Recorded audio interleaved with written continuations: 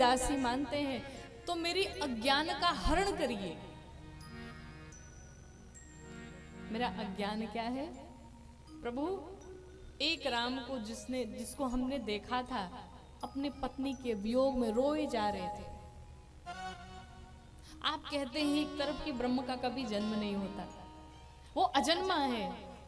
अगर वो अजन्मा है तो उन्होंने जन्म कैसे ले लिया?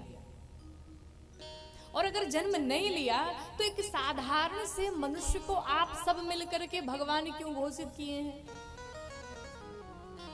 प्रभु, वो राम जिनकी पत्नी का हरण रावण ने किया तो उन्होंने लंका पर विजय प्राप्त की, रावण का वध किया। एक राम तो वो हैं, और दूसरे राम वो हैं जिनका नाम तुम पुनि राम राम दिन राती, सादर जपहु अनंग अराती। जिनका नाम आप दिन रात जपते रहते हैं, परमार्थ के पथ पर चलने वाले जो संत हैं वो आप उनका नाम जपते रहते हैं। ये दोनों राम अलग अलग हैं या एक ही राम है? प्रभु, मेरा ये छोटा सा प्रश्न है, हमें उत्तर चाहिए। भगवान का जन्म कैसे हुआ? भगवान ने बाल लीलाएं कैसे की? भगवान धनुष भंग कैसे किए? कैसे श्री जानकी मैया से विवाह हुआ? कैसे जाकर के अयोध्या में राजा बनते बनते 14 वर्ष के लिए वन को चले गए? कैसे जाकर के 14 वर्ष वन में लीलाएं की? किस प्रकार से 14 वर्ष बाद वन से वापस आए? कैसे राजा बने? कितने वर्षों तक राज्य किया? किस प्रकार से अंत में अपने परिकरों के साथ अपने धाम को गए? और प्रभु, जो हमसे कथा छूट गई हो वो भी कथा हमें सुनाइए, हमें वो भी कथा सुनाइए।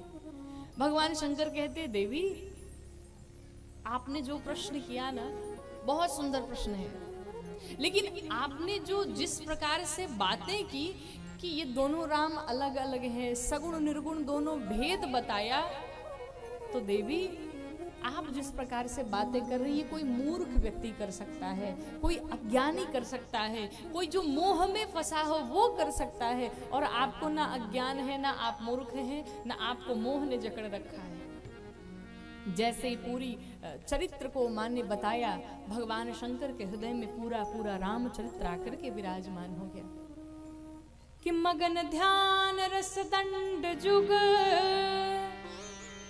पुनि मन बाहिर कीन, रघुपति चरित महेश तब हर्षित बरनहि। पूरा रामचरित्र आकर के विराजमान हो गया। भगवान शंकर 2 दंड के लिए ध्यान में चले गए। 2 दंड का अर्थ है 48 मिनट के लिए। लेकिन बाबा ध्यान में सोचे, अगर मैं ध्यान में आनंद लेता रहा तो जो पार्वती समस्त विश्व का कल्याण कराने जा रही हैं वो नहीं हो सकेगा। भाई, किसी को आगे बढ़ाने के लिए स्वयं के लिए त्याग करना पड़ता है, स्वयं को कष्ट देना पड़ता है। अगर यहाँ पे आपको बैठते हैं, आपको खूब आनंद आता है कथाओं में, खूब अच्छी कथा लगती है, खूब अच्छे भजन लगते हैं, तो आप कहेंगे कि आप बहुत अच्छा भजन गाती हैं, बहुत अच्छा कथा कहती हैं। लेकिन इसके पीछे सिर्फ मैं ही नहीं हूं। मुझे चमकाने के लिए, मुझे आगे बढ़ाने के लिए ये जो भैया बैठे हैं लोग ना, इनकी मेहनत होती है।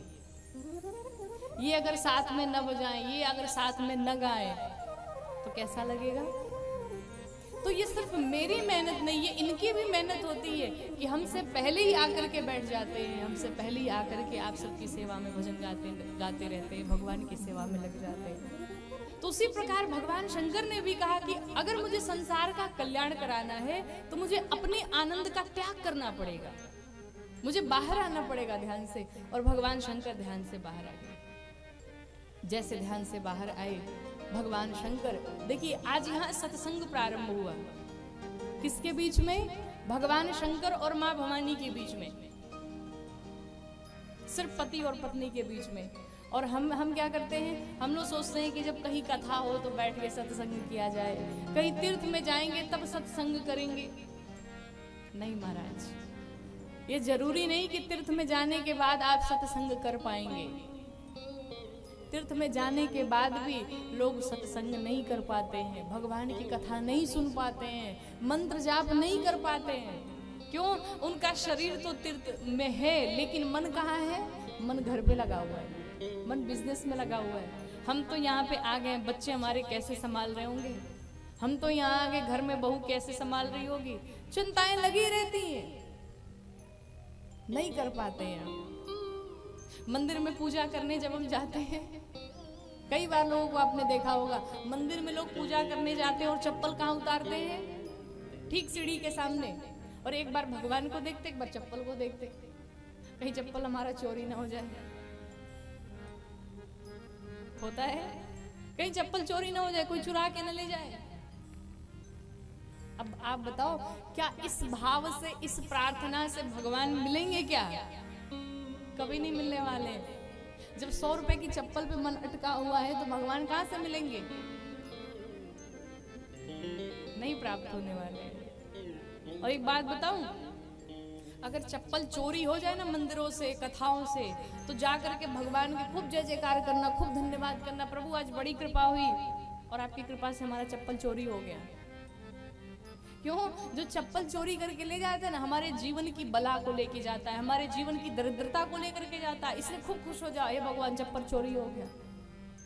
और खासकर से मंदिरों से जब चप्पल चोरी हो, कथाओं से जब चप्पल चोरी हो,